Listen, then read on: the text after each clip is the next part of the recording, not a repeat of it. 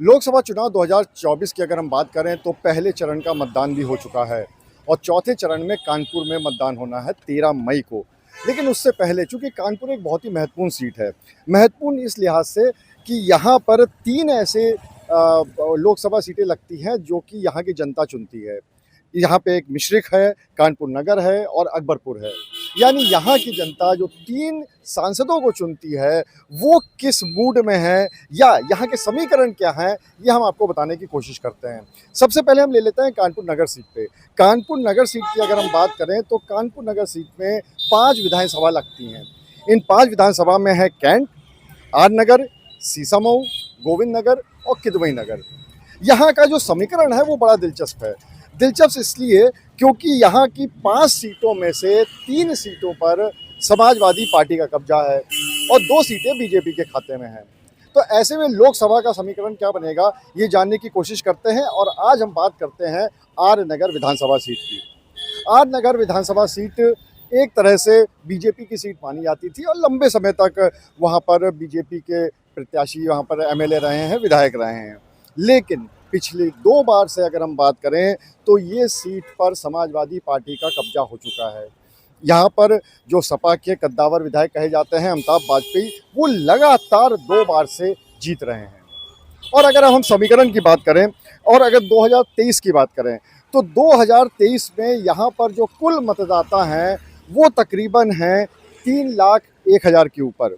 हालांकि इतने ही मतदाता 2024 और 23 यानी कि एक साल की अगर हम बात कर लें तो इतने ही मतदाता उस समय भी थे, पिछले साल भी थे और इस साल भी हैं। 3 लाख के आसपास मतदाता हैं। यहाँ पर महिला मतदाताओं की संख्या काफ़ी ज़्यादा है। अगर 2024 की बात करें तो 1,63,000 के आसपास यहाँ पर पुरुष मतदाता हैं और 1,40,000 के आसपास यहाँ पर महिला मतदाता हैं। तो एक तरह से जो ये गिनती है वो बहुत महत्वपूर्ण हो जाती है क्योंकि यहाँ का बहुत सारा समीकरण ऐसा है जो कि महिला मतदाताएं उसको प्रभावित कर सकती हैं। दूसरी बात, यहाँ पर अगर हम वोटर टर्नआउट की बात करें तो 2019 के चुनाव में यहाँ पे बहुत कम प्रतिशत मतदान हुआ था। मात्र 48% मतदान यहाँ पर जनता ने किया था। इसकी वजह से भी यहाँ पे अप्रत्याशित रिजल्ट देखने को मिले थे और लगातार 2 बार से ये सीट समाजवादी पार्टी के पास चली गई थी। तो अगर इस बार भी इस सीट पर, आर नगर सीट पर 48% या 50% से नीचे पे वोटिंग होती है तो ये बहुत महत्वपूर्ण होगा देखना कि आखिर यहाँ की जनता किसके हक में फैसला करती है। दूसरी बात, 2019 की अगर हम बात कर लें तो उस समय जो वोटिंग शेयर था वो बीजेपी के पास 51% था और आईएनसी यानी कांग्रेस, क्योंकि लोकसभा की अगर हम बात करें तो हमेशा से ये कानपुर लोकसभा सीट जो है वो बीजेपी और कांग्रेस के बीच की ही टक्कर में रही है और इस बार चूंकि गठबंधन है तो ये वाली सीट भी कांग्रेस प्रत्याशी के पास चली गई है और समाजवादी पार्टी उनको समर्थन दे रही है। तो इसलिए हम बात बीजेपी और कांग्रेस की करेंगे तो उस लिहाज से देखा जाए तो 2014 में बीजेपी का जो परसेंटेज था, वोटिंग परसेंटेज था, वो 52.73 था और अगर हम कांग्रेस की बात करें तो कांग्रेस का वोटिंग परसेंट 36.49 था। यानी एक बहुत बड़ा फर्क था 52 और 36 के बीच में।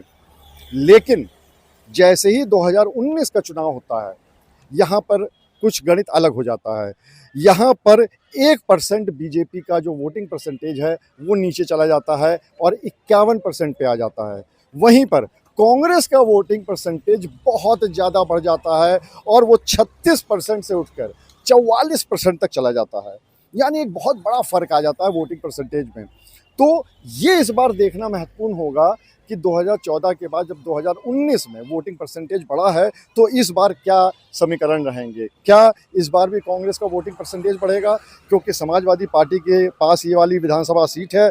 ऐसे में जब वो समर्थन में है, जब वो गठबंधन में है तो निश्चित तौर पर यहाँ की जो वोटर्स हैं, जो समाजवादी पार्टी के वोटर्स हैं, वो गठबंधन की तरफ जा सकते हैं।